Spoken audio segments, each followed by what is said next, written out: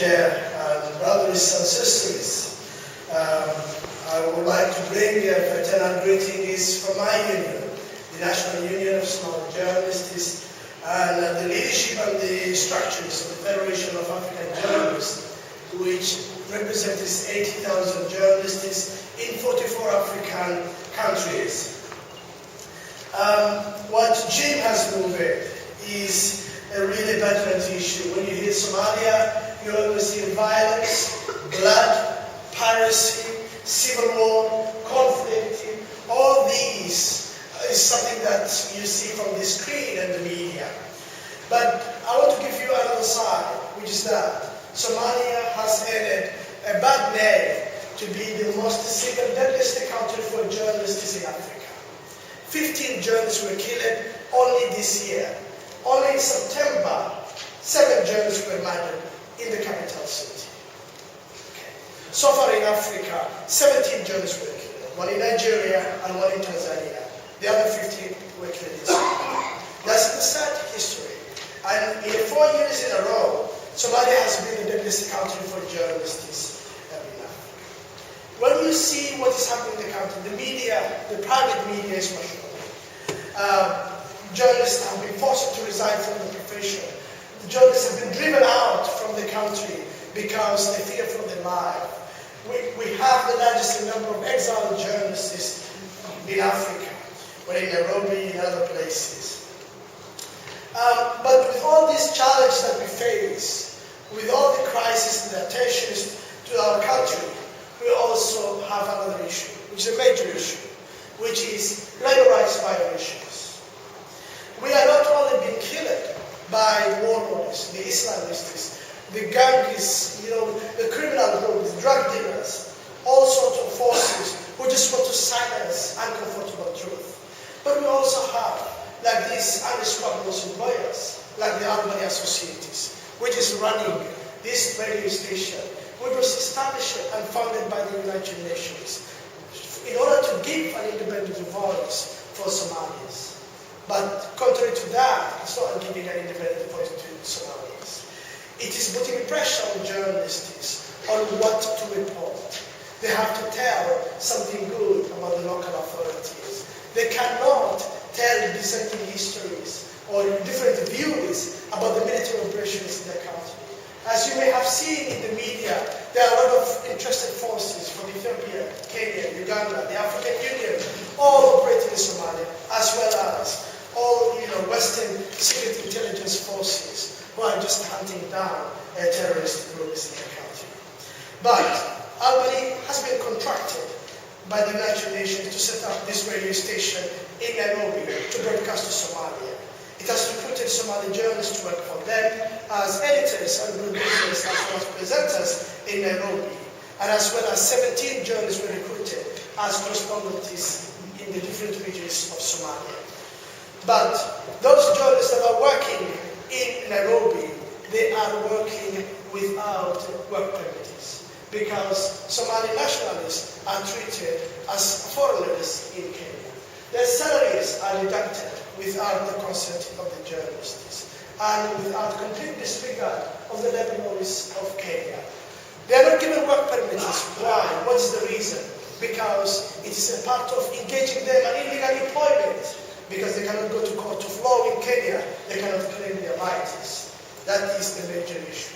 Then those who are working in Somalia, they are not given written contracts, which is another way, and they don't know the terms and conditions in which they work. Colleagues, this is not something to be expected from an organization that has been given that grant to be part of the peace and building and stabilization of our country. But it is a part of saying, look, these are cheap people. You can exploit them and get their money on their behalf. This is why we came to you, brothers and sisters, because we feel that those who are doing this are not Somalis. These are not Somali employers, but they are international employers who have those who cover them up and condone what is happening. So that is the situation that they are. When the union started addressing this kind of labor rights violations, Albany, instead of correcting, started waging war to the union. to destabilize the union, to disorganize the union by using the public resources that have been contracted. That is why the union is from the African continent in Europe, including the NUJ, have joined the petition in support of our union and the workers that are working there. Colleagues, in my capacity as well, in the Federation of African Journalists, I would like to tell you that what is happening in the continent, basically, the safety issue is very serious matter. I see part of your motions, you want to work with UNESCO on the issue of the safety of journalists. It is very important. Personally, and the Federation of African Journalists, I would like to give, tribute to our sister Michelle. In the year 2010, she came all the way down to help support the Federation of African Journalists, to start with us the campaign on the safety of journalists in the African continent at the heart of the African Union, political leadership of our continent. And we started the campaign, and I'm pleased to tell you that with all the safety crisis that we are facing in our continent, the issue of the safety of journalists is top in the agenda of the political leadership of the African continent. We secured the first ever resolution on the protection of the safety of journalists from the African Commission on Human and People's Rights, which is the intergovernmental body of human rights of Africa. We are now tabling a resolution which is legally binding and forcing the 54 member states of the African Union to protect the safety of African journalists, which we expect to be adopted at the next African Union Summit in January. Brothers and sisters, we come to you as Africans, as journalists, as trade unionists, for the simple reason because we believe that the NUJ is a fighting union that stands up for the social justice, press freedom, and human rights of our colleagues. We believe that because, not like many other unions who may believe that, yes, Africans are resource poor. Whenever they come to you, they're looking for finance and funding. That is not true. We are resource poor, but we are strong enough. We need your political support. Your political support is much more important than for you to give us financial support. What is happening in our continent?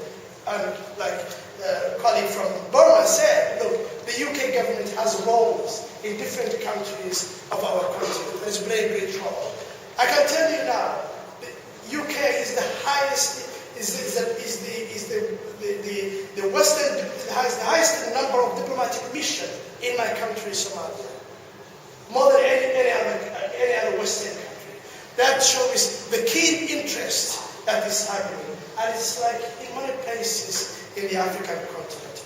I would like you, please, to support that, petition as well as that motion that is, in front of you. And I would like also for you to extend your political support for our colleagues in Africa, in Zimbabwe, in South Africa, in Ethiopia, in Somalia. This struggle is going on, and I thank you very much.